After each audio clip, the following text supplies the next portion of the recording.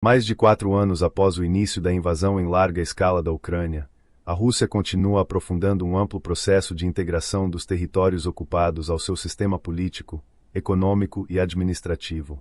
Longe de se limitar à presença militar, essa estratégia combina mecanismos de controle institucional, transformação cultural, reorganização econômica e reconfiguração demográfica, visando consolidar fatos consumados que possam sobreviver ao próprio conflito.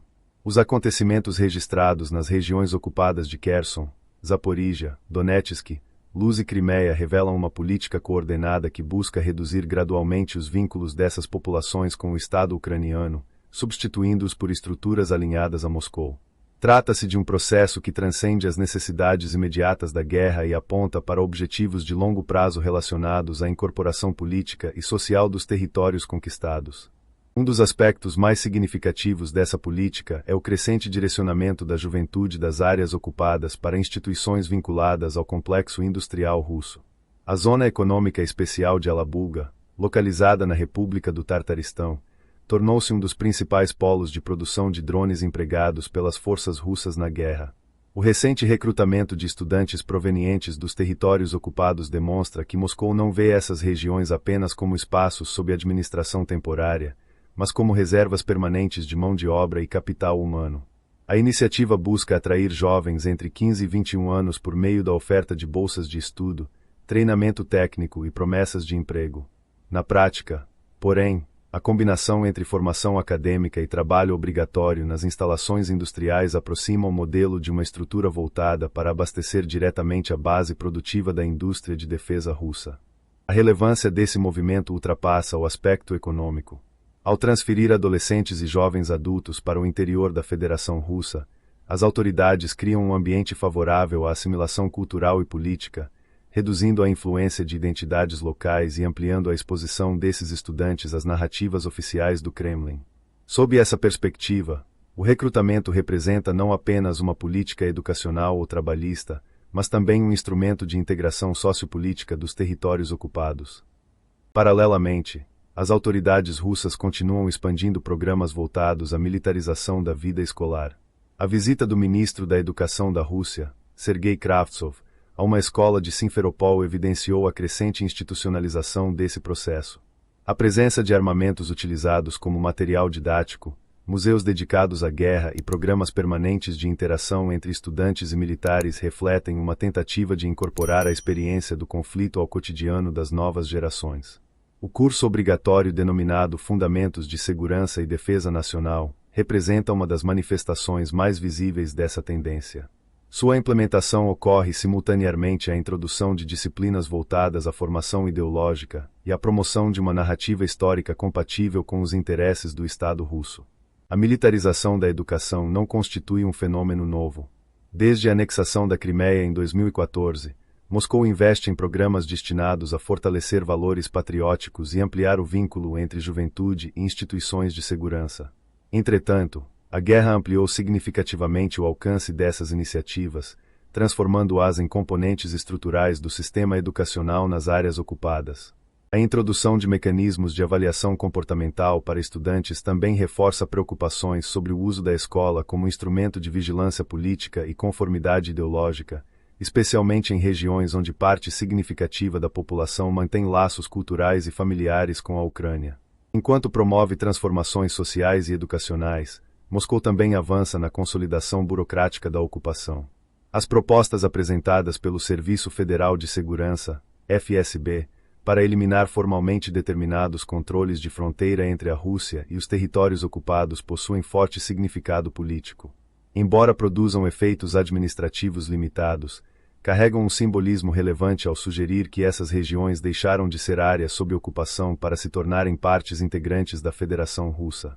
Do ponto de vista jurídico internacional, tais medidas não alteram o status dos territórios, cuja soberania continua amplamente reconhecida como pertencente à Ucrânia. Ainda assim, elas desempenham papel importante na construção de uma narrativa interna destinada a apresentar a anexação como um processo irreversível. Do ponto de vista jurídico internacional, tais medidas não alteram o status dos territórios, cuja soberania continua amplamente reconhecida como pertencente à Ucrânia. Ainda assim, Elas desempenham papel importante na construção de uma narrativa interna destinada a apresentar a anexação como um processo irreversível.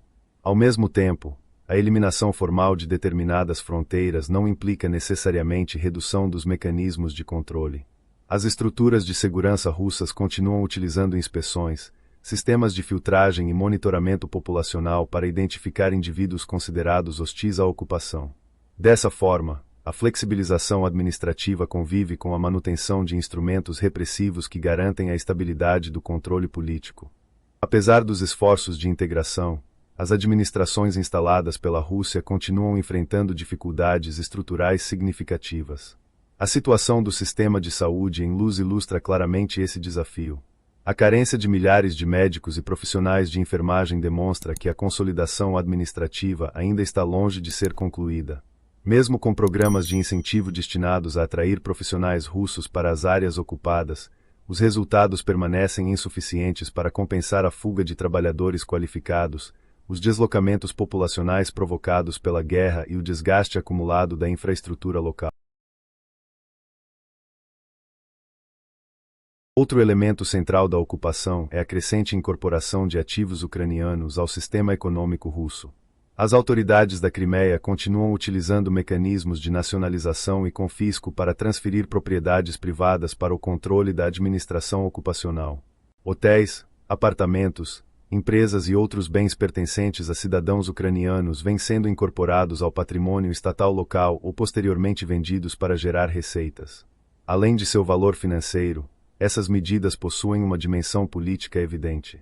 A apreensão de propriedades contribui para enfraquecer os vínculos econômicos dos antigos proprietários com os territórios ocupados, ao mesmo tempo em que fortalece grupos e estruturas alinhadas às autoridades instaladas por Moscou.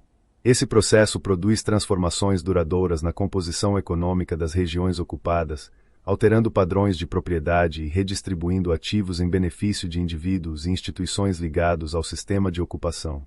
Os acontecimentos recentes demonstram que a política russa nos territórios ocupados vai muito além da simples administração militar. Educação, indústria, burocracia, segurança, saúde e propriedade privada passaram a integrar um mesmo esforço de consolidação territorial.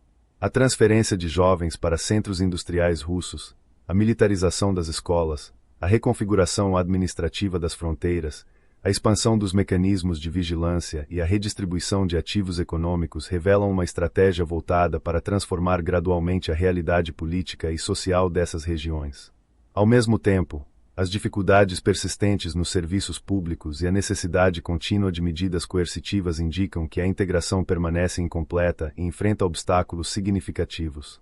A ocupação, portanto, não se resume à conquista do território, mas a disputa prolongada pela formação das instituições, das identidades e das estruturas que definirão o futuro dessas regiões muito depois do término das operações militares.